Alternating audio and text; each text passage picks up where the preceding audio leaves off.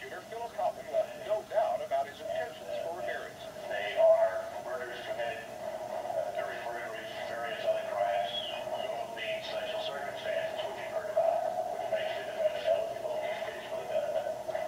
And as I've indicated to you before, we are going to ask for the benefit.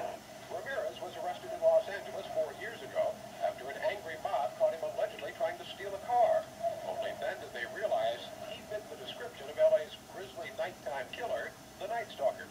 During the spring and summer of 1985, Southern Californians were terrorized by a series of 13 brutal nighttime attacks in which the victims were shot or stabbed to death before being robbed.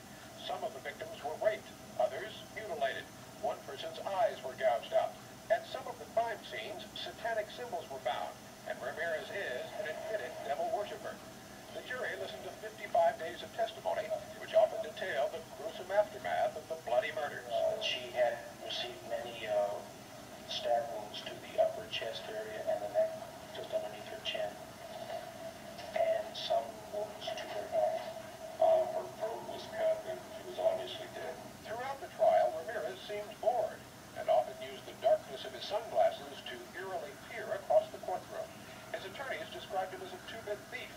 Despite the fact Ramirez's fingerprints and satanic symbols were found at some crime scenes, along with jewelry taken from the victims,